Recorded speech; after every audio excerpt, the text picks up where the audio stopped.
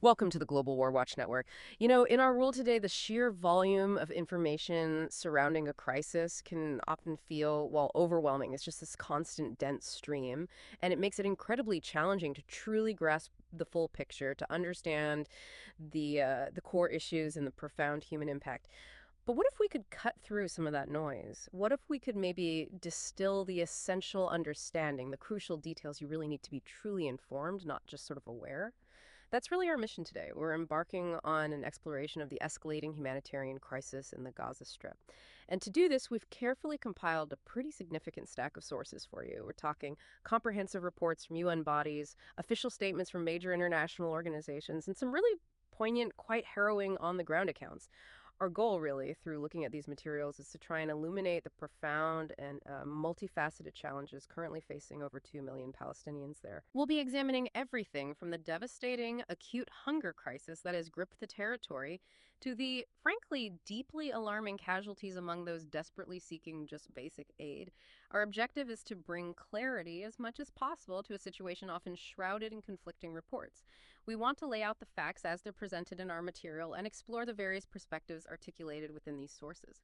Hopefully, this will allow you, the listener, to form your own informed understanding. Yeah, and what's particularly crucial in this exploration, I think, is not merely to, recount events as they happen. It's more about trying to actively connect the dots to understand the why behind what's unfolding right now. We'll be navigating through a pretty complex tapestry of narratives and some very stark realities, and we need to ensure we highlight not only the immediate devastating impacts, but also the underlying dynamics at play. And crucially, doing this strictly based on the information provided in the sources we have. It does raise an important question for all of us, doesn't it? In a world just saturated with information, how do we discern the most critical insights? How do we truly comprehend a crisis of this magnitude, especially one with so many layers and, frankly, so many contending accounts? Okay, so let's begin by trying to establish that context. Let's unpack the trajectory of this conflict in its current state. To really grasp the severity of the humanitarian situation we're seeing now, we first need to quickly establish the recent timeline. A timeline that has, undeniably led us to this critical juncture. Our sources highlight a very clear foundational starting point for the ongoing conflict, which profoundly shapes every subsequent event and condition we'll discuss today. That foundational event, the one driving this current catastrophic chain of events, was October 7th, 2023. On that day, Hamas-led militants carried out a large-scale attack on southern Israel. Our sources state they abducted 251 people and tragically killed approximately 1,200. This act undeniably triggered the current intense phase of the conflict. It absolutely did. It was a catalyst, wasn't it? It plunged the region into a renewed and incredibly intense period of hostility, and it set into motion this series of events with profound and immediate consequences for civilians, well, on both sides, but particularly, as our sources show, for the population of Gaza. Yeah, and what's particularly revealing here when you look through the material is the prolonged nature of the warnings that actually preceded the most acute phase of this crisis. That's right. It wasn't out of the blue. Our sources indicate that for months leading up to July 2025, so consistently throughout much of 2024 and early 2025, UN officials, various aid groups, independent experts, they were issuing stark and consistent warnings. They weren't just predicting possibilities, were they? No, not at all. They were repeatedly stating that Palestinians in the Gaza Strip were on the brink of famine.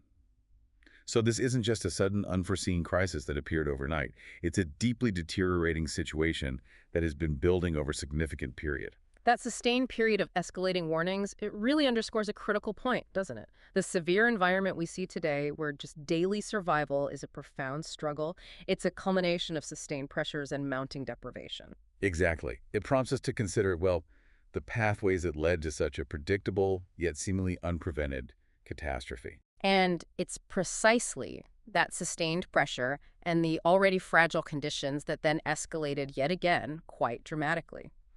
Our sources note that in March 2025, Israel renewed its offensive in Gaza. It was described as a surprise bombardment. And that happened after an earlier ceasefire had ended, right? A ceasefire which had offered maybe a brief, fragile lull. Yes, exactly. So this renewal indicates a resumption of intense military operations across the Strip, which of course has a devastating impact. It doesn't just exacerbate an already dire humanitarian situation. No, it shatters any hope, doesn't it? Any hope of stability or recovery for the people living there, it just creates further instability and contributes directly to the deepening of the crisis. The resumption of that kind of intense military activity, especially after a period of supposed calm or ceasefire, it feels like a critical turning point in the sources. It really does. It signifies that the already precarious conditions for civilian life became even more untenable. It fundamentally eroded any progress that might have been made in humanitarian efforts. The very fabric of society, when it's under that kind of sustained pressure, where periods of relative calm are just abruptly shattered by renewed offensives. Well, it makes any form of recovery, any rebuilding, or achieving any kind of stability incredibly difficult, almost impossible. It effectively locks the population into this constant, seemingly unending state of emergency and displacement. They're perpetually vulnerable to the conflict's devastating impacts. And when we talk about the population at risk, it's crucial to understand the sheer scale and density here. The Gaza Strip is home to over 2 million Palestinians, and our sources really emphasize that every single one of these individuals is directly impacted by these events. They are the ones living through the blockades, enduring the military operations. Suffering the resulting severe shortages of, every basic necessity. Exactly. And what's particularly critical, I think, for a well-informed listener to grasp here is that the Gaza Strip is one of the most densely populated territories in the world. Absolutely, that density is key. This isn't just an isolated incident affecting a few. It's a crisis on a massive scale, impacting an entire highly concentrated population. That's a crucial distinction. And as you say, the density of the population just amplifies every single challenge.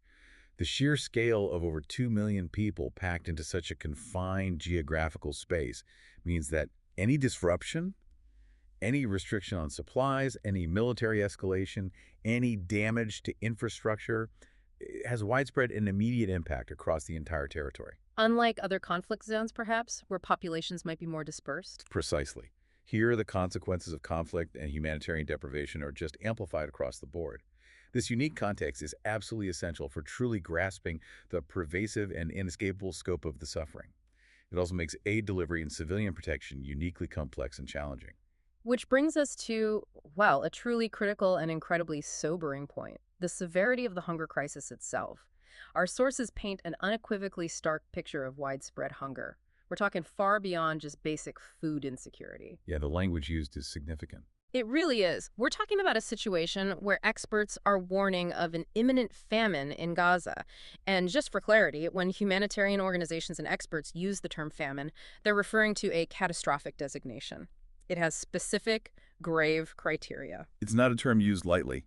Not at all. It isn't just about not having enough food. It signifies that at least 20% of households are facing extreme food shortages.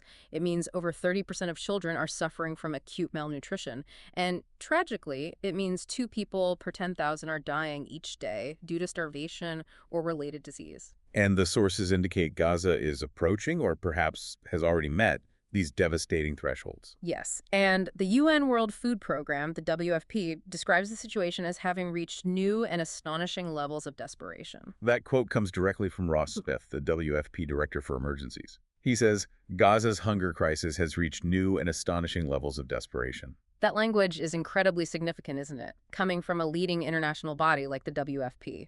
It is. It's a direct acknowledgement that the severity of the crisis transcends, perhaps, previous understandings of humanitarian emergencies. It implies a complete breakdown of normal coping mechanisms, of food systems. It highlights a profound and systemic inability for families to secure even the most basic sustenance, sometimes for days on end.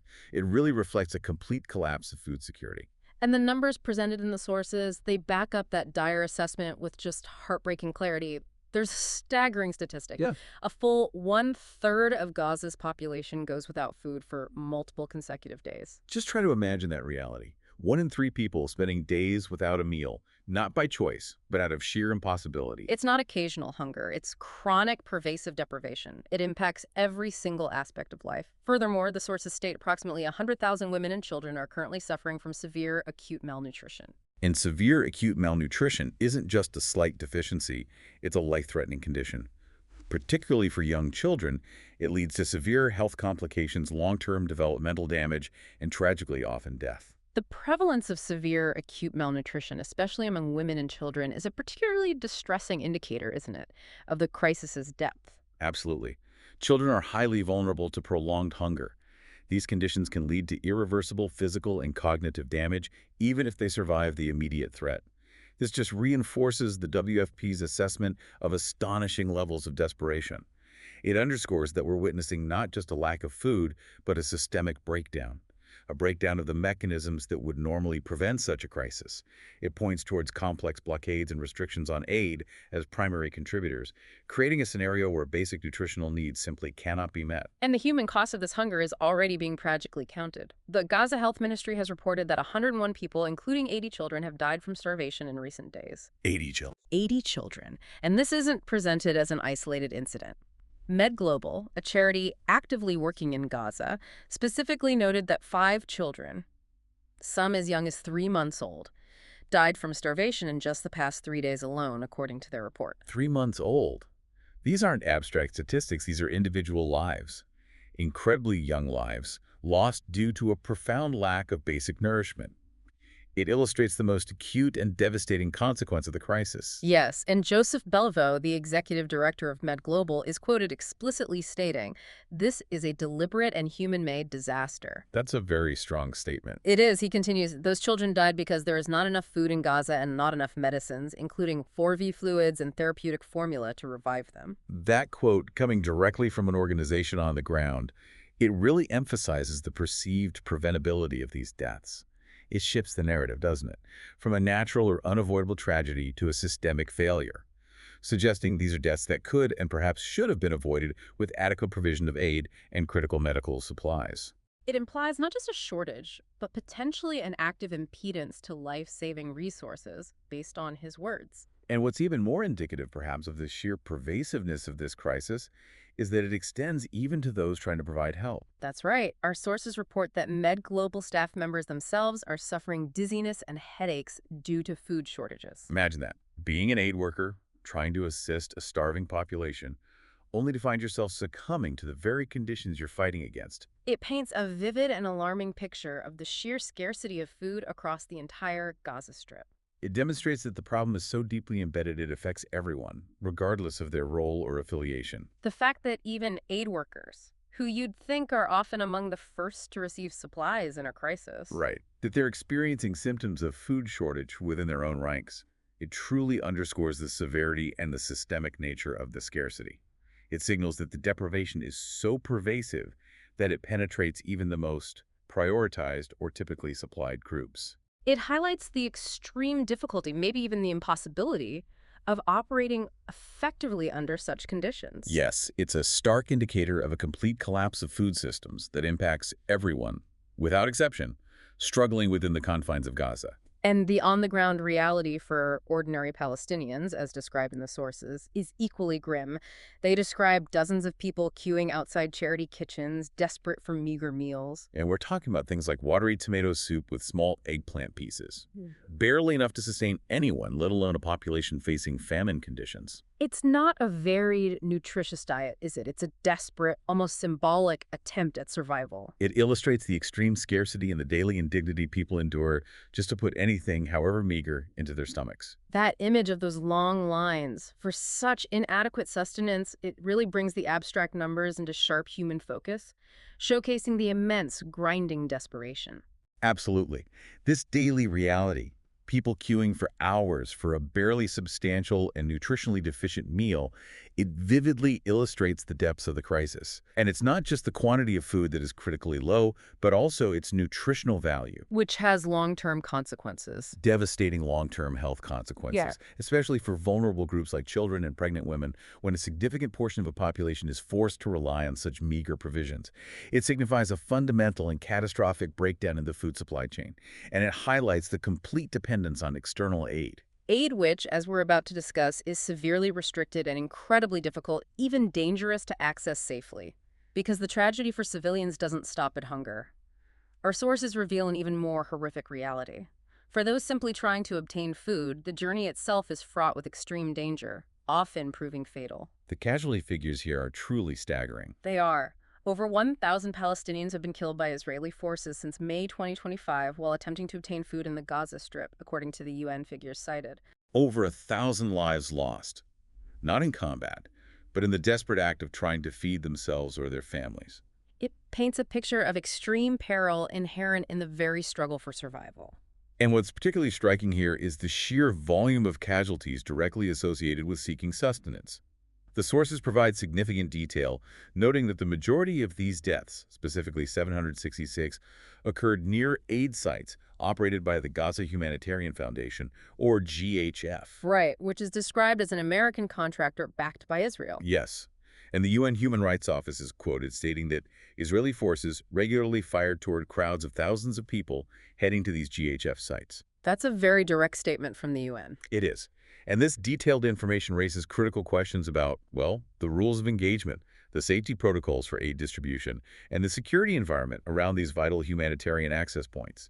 It suggests a pattern rather than just isolated incidents, fundamentally challenging the safety of seeking aid. And the specifics are critical here.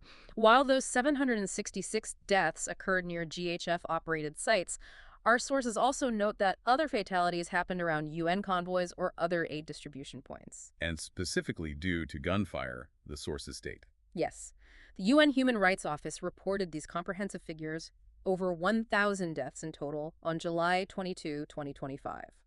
This underscores the severity and widespread nature of these tragic incidents. It demonstrates that the danger seems pervasive, regardless of the specific aid distribution point or the entity overseeing it. It suggests a generalized environment of peril for anyone attempting to access aid. The breakdown of where these casualties occurred, highlighting both the GHF sites and UN convoys, is indeed crucial. It suggests, as you say, that the danger isn't confined to one type of aid point or one controlling entity. Rather, it points to a more generalized environment of extreme peril for anyone attempting to access aid, regardless of the provider. Which compels us to consider a broader systemic issue concerning the safety of humanitarian corridors and distribution points within the conflict zone. Especially given the immense scarcity that drives people into these perilous situations in the first place. And the risks faced by aid seekers are multiple, profound, and terrifying. Our sources clearly outline them. First and foremost, the direct risk of being shot by Israeli forces, as reported by the UN. Beyond that, there's the pervasive danger of being shoved or trampled in the chaotic crowds that form out of sheer desperation as people vie for limited supplies. Absolutely. And compounding these physical dangers is the environmental threat, suffering from heat stroke. The sources mention temperatures consistently hovering above 90 degrees Fahrenheit, that's 32 Celsius, at this time of year. It's a deadly gauntlet people must run just to survive, facing threats from seemingly every direction. These combined risks, direct gunfire, crowd dynamics, severe environmental factors. They create an incredibly lethal and inhumane environment for civilians simply trying to access basic necessities. The chaotic scenes, fueled by understandable desperation for survival and exacerbated by intense heat, highlight a profound breakdown of any semblance of organized, safe humanitarian access. It compels us to consider the underlying factors contributing to such disordered and perilous aid distributions. Most notably, perhaps, the severe restrictions and blockades reported that create such immense and widespread scarcity in the first place. And to bring this abstract horror to a more deeply human level, our sources provide a particularly poignant personal testimony. Nadia Madouk. She's described as a pregnant woman displaced from her home, now living in a tent with her husband and 3 young children. And she exemplifies these fears. She does. She starkly states that she endures these incredible life-threatening risks for my children because, Right. in her words, this is famine. There is no bread or flour. Her words give a devastating human element to the abstract numbers, don't they?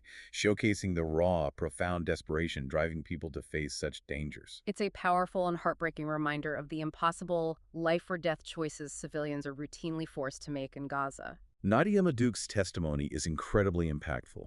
It demonstrates the profound psychological and emotional burden placed on individuals, particularly parents. Her willingness to face extreme dangers, being shot, trampled, heat stroke for her children, it speaks volumes about the absolute lack of safe alternatives. Yeah. And the severity of the famine conditions she describes. It's a testament to that primal parental instinct to protect one's offspring at any cost. It profoundly highlights the unbearable pressures on families and the sheer desperation defining daily existence there. And there's another deeply disturbing account mentioned in the sources, from Mohammed Assam, described as a Palestinian witness to an overnight strike on aid seekers. Yes, he described the scene with haunting, indelible words, he said. A bag of flour covered in blood and death. How long will this humiliation continue? That image. A bag of flour covered in blood and death. It encapsulates the horror in a way numbers sometimes just cannot. It makes you truly consider the sheer desperation driving these individuals. And his question, how long will this humiliation continue? It transcends the immediate event, doesn't it? It speaks to the prolonged suffering, the profound loss of dignity, and the pervasive sense of helplessness experienced by the population.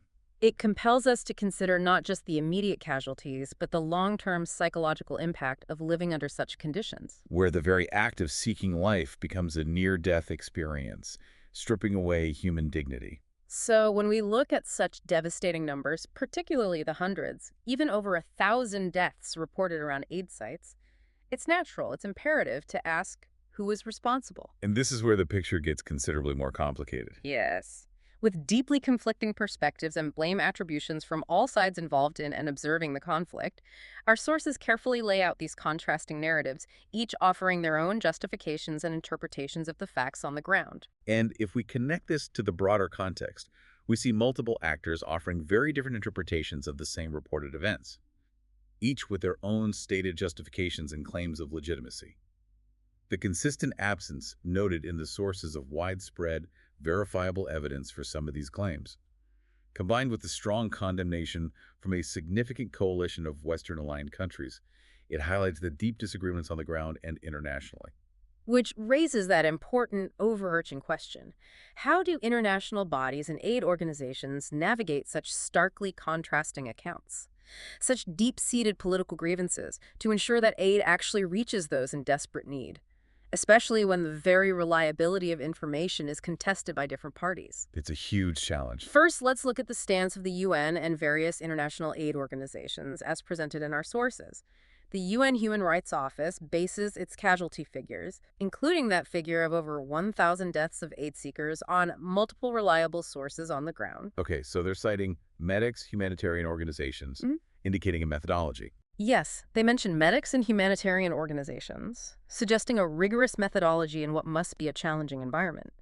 And Tamin Al-Khitan, a spokesperson for the UN Rights Office, specifically states that their figures come from these reliable sources, and critically asserts that Israeli forces regularly fire toward crowds of thousands of people heading to the GHF sites. That's a direct and very serious accusation from a UN body, suggesting a systematic nature to these incidents, rather than isolated occurrences. The UN's reliance on multiple reliable sources on the ground and their ongoing verification process signifies, I suppose, a deliberate attempt to maintain objectivity and accuracy in a highly contentious environment. But that specific assertion that Israeli forces regularly fire toward crowds is an exceptionally strong claim. It directly implicates a party in actions leading to significant civilian casualties and implies a pattern of behavior, which, as we'll see, fundamentally clashes with other accounts presented in the sources. Right. And this statement from the UN Human Rights Office forms a significant part of the narrative suggesting direct responsibility, and it directly challenges counter-narratives. Further supporting this perspective, UN Secretary General Antonio Guterres is quoted characterizing the events in Gaza as a horror show, marked by an unprecedented level of death and destruction. He stated there is a level of death and destruction without parallel in recent times. That's not just a casual observation, is it? That's a profound condemnation from the highest level of the United Nations, signaling extreme alarm. Absolutely.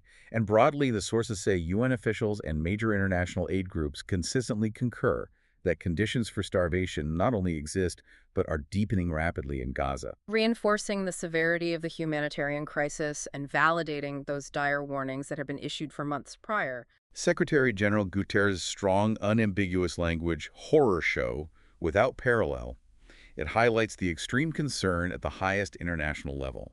Concern about the scale and nature of the suffering. It speaks to a perceived failure to protect civilians and ensure humanitarian access on an unprecedented scale. And when combined with the consensus among UN officials and major aid groups that conditions for famine are present. It forms a kind of united front of international bodies, raising the alarm about the humanitarian catastrophe and demanding urgent, effective action. Okay, now let's turn to the Israeli and GHF rebuttals presented in the sources, which offer a completely different narrative regarding responsibility and events on the ground. Israel attributes aid diversion directly to Hamas, claiming the militant group is seizing humanitarian supplies for its own purposes. But the sources explicitly note a crucial detail here, that Israel has not provided widespread evidence to support this claim. Yes, that lack of substantiation is noted as an important point in understanding the conflicting narratives and the challenges in verifying allegations. Israel also, according to the sources, places blame on UN agencies themselves, How so? asserting that they are responsible for inefficient distribution of the aid that is permitted into Gaza. So effectively pointing the finger at the aid agencies for the distribution problems rather than acknowledging issues with access or security. That seems to be the position presented.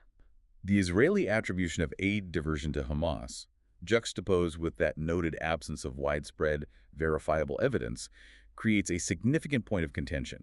This claim, if it remains unsubstantiated, can complicate efforts to address the crisis effectively by diverting attention, and it could be perceived by some as means to shift responsibility. Furthermore, blaming UN agencies for inefficient distribution while simultaneously being accused by the UN of restricting aid and firing on crowds.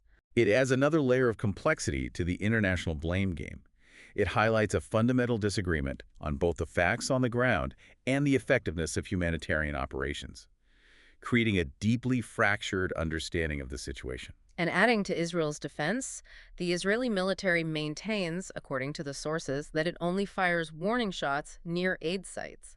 Specifically stating they do not fire directly into crowds. Right, which directly contradicts the UN Human Rights Office's assertion that forces regularly fire toward crowds. And the Gaza Humanitarian Foundation, the GHF, the Israeli-backed American contractor. They've outright dismissed the UN statistics on aid seeker casualties as false and exaggerated. That's the quote. False and exaggerated, okay. GHS specifically states its armed contractors have only fired into the air on a few occasions to try to prevent stampedes and manage chaotic situations. So we have direct counterclaims regarding both the numbers of deaths and the nature of the force used. A profound factual disagreement right there. These direct contradictions are precisely where the narrative becomes most challenging, and the truth most difficult to ascertain from the outside. The Israeli military's claim of warning shots and GHF's assertion of only firing into the air. It stands in stark contrast to the UN's reports from multiple reliable sources detailing regular firing into crowds and significant casualties. This significant divergence underscores the critical importance of independent verification in conflict zones. And the inherent difficulty in establishing an objective truth amid such deeply polarized and high-stakes claims. It raises profound questions about transparency, accountability, and the safety of humanitarian operations in practice. And the international community isn't unified on this either, is it? Which underscores the deep divisions in perspective. Not at all. Our sources reveal that a coalition of 28 Western-aligned countries, including nations like the UK and France, has publicly condemned Israel's aid delivery model in Gaza. That's significant, coming from traditional allies. Very significant. They describe it as dangerous, fuels instability, and deprives Gazans of human dignity. And they explicitly deem the denial of essential humanitarian assistance unacceptable. That's strong language from that group of nations. It is. It indicates a widespread and serious concern among these governments over the humanitarian situation and the operational methods for aid delivery. The joint condemnation from such a substantial coalition, 28 Western-aligned countries, is particularly notable.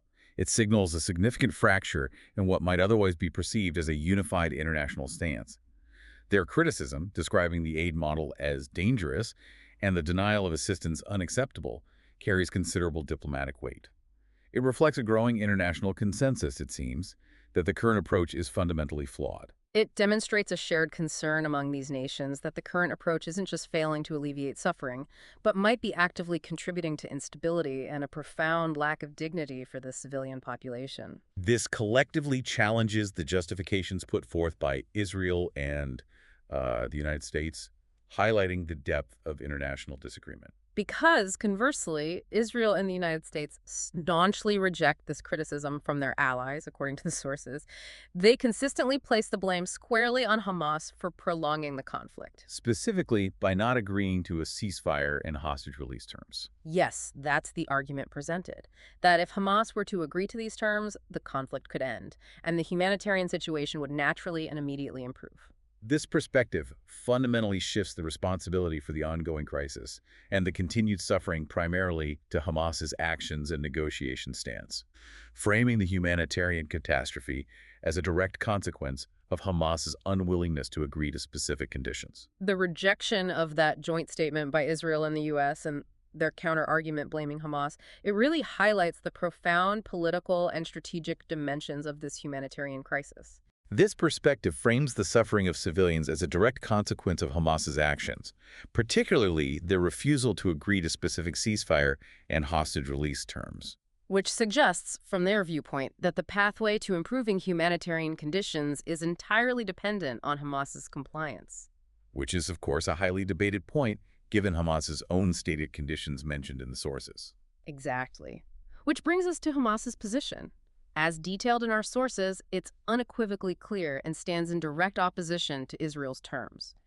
Hamas states they will only release the remaining hostages, and it's believed that fewer than half of the initial 251 are still alive. In return for? In return for a lasting ceasefire and a complete Israeli withdrawal from Gaza. Which sets up a direct and seemingly intractable impasse. It certainly seems that way, because Israel, for its part, maintains it will keep fighting until Hamas is completely defeated or disarmed. This fundamental disagreement on the terms for ending the conflict is a major overarching obstacle to resolving the humanitarian catastrophe. It traps the civilian population in an ongoing cycle of violence and deprivation. The stated positions of Hamas and Israel reveal a deeply entrenched stalemate.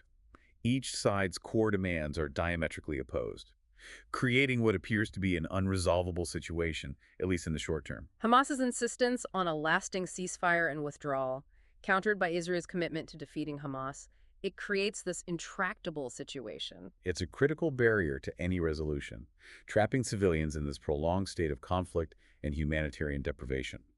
It profoundly obstructs any pathway to a secure or stable future for Gaza, highlighting the complex political drivers behind the humanitarian crisis. And beyond the tragic chaos at aid queues, our sources confirm that Israeli strikes continue to cause further casualties across Gaza, compounding the humanitarian crisis and adding another layer of danger for civilians. So it's not just about the aid sites. No. On one specific day alone, Tuesday, July 22, 2025, Israeli strikes reportedly killed at least 25 people across Gaza, according to local health officials cited. This isn't just about the immediate struggle for food. It's about ongoing, direct military action profoundly impacting the civilian population across the Strip. This continuation of direct strikes alongside the aid crisis indicates a multifaceted and pervasive threat to civilian life. The fact that dozens of lives can be lost in a single day through such strikes reinforces the relentless pressure on the civilian population. It highlights that danger comes from multiple directions, not just from the immediate struggle for food or the chaotic environment around aid distribution points, but also from the ongoing military operations themselves. It prompts us to consider the cumulative impact of these various threats on the immediate future of the civilian population. And that tragic toll on July 22nd includes a particularly devastating incident reported. Yes, an Israeli strike on tents sheltering displaced Palestinians in the Shati refugee camp. It reportedly killed at least 12 people. And Shifa Hospital, a local medical facility, reported that among the dead were 3 women and 3 children. That's a particularly devastating detail, highlighting the extreme vulnerability of those who've already lost their homes, living in temporary shelters, often with little protection. And while Shifa Hospital attributed the strike to Israel, our sources also note the Israeli military stated it was not aware of such a strike by its forces on that date. Yes, presenting again that conflicting account regarding responsibility for the incident. The reported strike on a refugee camp, specifically targeting tents sheltering displaced individuals, underscores the extreme vulnerability of those already uprooted and seeking refuge. The inclusion of women and children among the casualties further emphasizes the non-combatant nature of many victims and the disproportionate impact on vulnerable segments. The Israeli military's denial of awareness, while adding to the narrative complexity, doesn't diminish the tragic impact on civilians. No, and it highlights the profound challenges in confirming precise details in real time within an active conflict zone. And the dangers extend even to those simply waiting for humanitarian assistance, it seems. Our sources indicate an overnight strike, likely preceding July 22nd, on crowds waiting for aid trucks in Gaza City. What were the reported casualties there? That strike tragically killed 8 people and wounded 118, according to reports from hospitals and the Palestinian Red Crescent cited. 8 killed, 118 wounded, just waiting for aid. It means that even when people aren't rushing for aid, but simply waiting, potentially patiently for assistance, they remain tragically vulnerable to attacks. further illustrating the pervasive risks civilians face in their daily lives and the profound challenges in establishing safe humanitarian spaces. The fact that an overnight strike targeted crowds waiting for aid trucks reveals a profound level of risk even in moments of relative stillness or anticipation. The high number of wounded in that incident, 118, suggests a significant impact on a large gathering of civilians, underscoring the potentially indiscriminate nature of such events. It reinforces the point that seeking aid is simply not a safe act in Gaza, as reported. And it profoundly contributes to the breakdown of order around distribution points, as people are forced to navigate environments where even waiting can be deadly, making any sense of normalcy or safety virtually impossible. When asked about civilian casualties more broadly, the sources state that Israel generally attributes the deaths of Palestinian civilians to Hamas. What's the specific argument presented? Their argument, as presented in our sources, is that these deaths occur because Hamas militants operate within densely populated areas. Suggesting that Hamas's tactical decisions inherently put civilians at risk by embedding themselves within civilian infrastructure, thereby making these areas legitimate targets from Israel's perspective. Yes, framing civilian casualties largely as a consequence of Hamas's operational choices. This Israeli position, attributing civilian deaths to Hamas's tactics in populated areas, is a consistent element of their narrative regarding civilian casualties as reported. It raises critically important questions about the complex interplay between military strategy and civilian protection in urban warfare, where distinguishing combatants from non-combatants becomes immensely challenging. While it provides Israel's justification, it also highlights the tragic reality that civilians often bear the brunt of conflict when combatants operate in their midst. Regardless of who is deemed ultimately responsible for placing them in harm's way. And the overall human cost of this conflict, regardless of cause or blame, is just staggering, according to the figures provided. According to Gaza's health ministry, more than 59,000 Palestinians have been killed during the war. 59,000. It's important to note, as the sources do, that while this count doesn't differentiate between militants and civilians, the ministry explicitly reports that over half of those killed are women and children. Over half. That proportion is a critical detail in understanding the civilian impact and the disproportionate toll on non-combatants. Absolutely. And crucially, our sources state that the UN and other international organizations consider the Gaza Health Ministry to be the most reliable source for casualty data within the territory. Which lends significant weight to these figures. It does. The Gaza Health Ministry's casualty figures, particularly that stark indication that over half killed are women and children. It's a truly sobering reflection of the conflict's widespread and devastating impact on non-combatants. The fact that the UN and others consistently deem this ministry the most reliable source makes these figures a crucial, authoritative indicator of the humanitarian catastrophe. It compels us to consider not only the immediate loss of life, but also the profound long-term demographic, societal, and psychological consequences of such a devastating loss of civilian life. Consequences for the future of Gaza and indeed the entire region. So today, we've explored the dire humanitarian situation in Gaza, drawing from the accounts and data within our source material. We've looked at the overwhelming hunger, the official declarations of imminent famine, the tragic human cost of simply seeking basic sustenance, and the broader civilian casualties. It's clearly a complex and deeply distressing situation, characterized by immense human suffering and multiple, often conflicting viewpoints on responsibility and solutions. We hope this discussion, based strictly on the sources, has provided you with a clearer, perhaps more nuanced understanding of this profoundly challenging crisis. This critical analysis, grounded in the information provided, reveals the immense and multifaceted challenges facing Gaza, where the daily struggle for survival is inextricably interwoven with broader geopolitical tensions and those starkly conflicting narratives we discussed. The human element, captured through individual stories like Nadia Madouk's or Mohammed Issam's, and through the staggering figures. It truly underscores the urgency of understanding these dynamics, the profound desperation, and the urgent need for solutions. This really raises an important final question for you, our listener. Given the comprehensive information we've presented from these sources, What steps do you believe could genuinely de-escalate this humanitarian catastrophe? What could more effectively protect civilians, navigating that complex web of blame and responsibility articulated by the various parties? Thank you for joining us on this essential exploration. If you found this discussion informative and valuable, please remember to like, share, and subscribe to the Global WarWatch Network. We really encourage you to share your thoughts and perspectives in the comment section below. And you can join us on social media. The links are always provided in the description.